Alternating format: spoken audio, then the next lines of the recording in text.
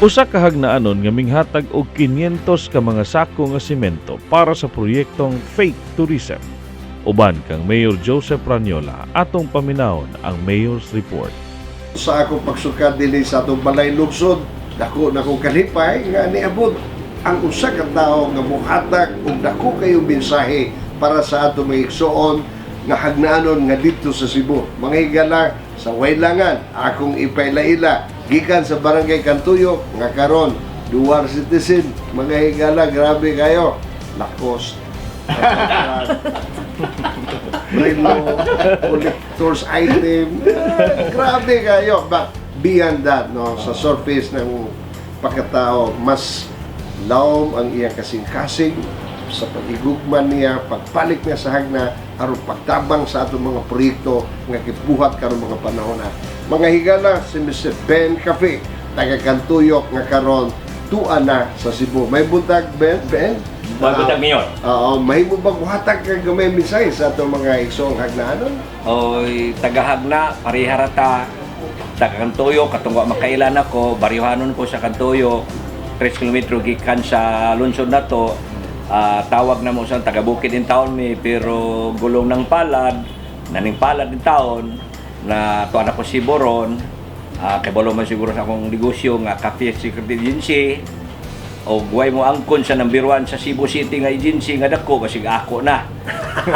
Number 1! Karon na ami dire, kay maghatag na ko sa akong 500 gisaad tong Setyembre, hapit na mo tuig, 500 ka sa akong nga simento, nagpaabot ko wa may naningil na atlan man nga pista sa among Cantuyok. Ako na lang pong giari dire, akong itunover ng adlaw, kay higayon po nga naami parte sa senior citizen o PW sa among baryo.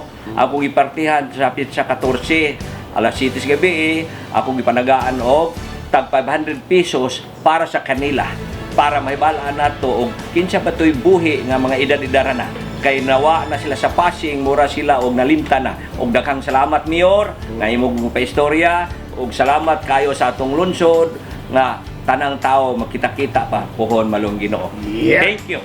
Sa iyang pagduaw, of course, doon na siya kauban si Ma'am Emma Chan. Good morning, Ma'am. Hello to the Hagnanons. And by the way, kauban, official escort, ha? Visiting ang mayor, escorted by a mayor. Ating former mayor, Exam Lloren, di ba? Hello. Little greetings sa Mayor Exam. Hi!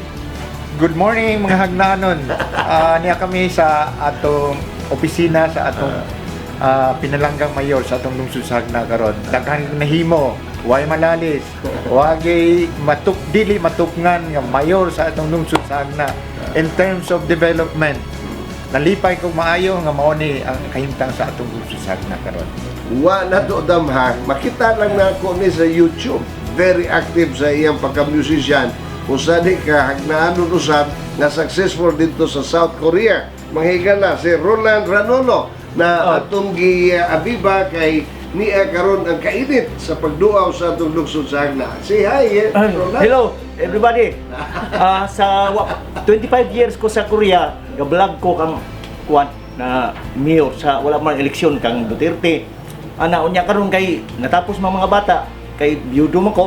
29 years. So, watch out, latest Hagnaanon, ha? Biyudo. Lakaw na ko Korea, wa ko'y apo karon 12 na. At least karon nagpurgod ko sa mga kuan events ini anniversary tugtog ko. Likewise, nyaging wake nga si Mayor niyatin sa kasal sponsor nag-live ni. Look alike Frank Sinatra. Thank you, Tagalaka. Roland, welcome to Hagna again. And Okay. of course, we have today also our municipal lawyer, Attorney Guy Aviles. Just say hi, Guy. Hello mga hagnanon, as usual na ako sa kiliran ni Mayor. Mali ka gwapo ba nga wag yun i-script, impromptu ra nga nahitabo nga niabot yun si Mr. Ben Cafe, no ba na ni Mayor, o niya tinuod yun to, no? A year ago dito mi sa Cebu, we were informing them about this beautiful project of Faith Tourism. Usa siya sa nitindog, niyo siya nga muhatag og suporta. Unya karon gihimo gyud, gihimo. So, pauna rin kay sa pag abot niya ako ni dadon sa ilihan aron nga matandog pigyo niya kasing-kasing kay tiyaw ba na ha, mga higala ang iya gali voluntarily ang gihatag yun ang iya kasing-kasing o niya dili lang na wa yun niya po taga o way pagtagad ang ato mga senior citizen dito sa Kantuyok, no? Niya, PWD. kuyawa dito. So, nakadawat mo support sa municipal government, mga senior citizen, gidugangan pa po. Sobra pa rin. Murab de po na social welfare development. At kuha dili officer, kundi supporter.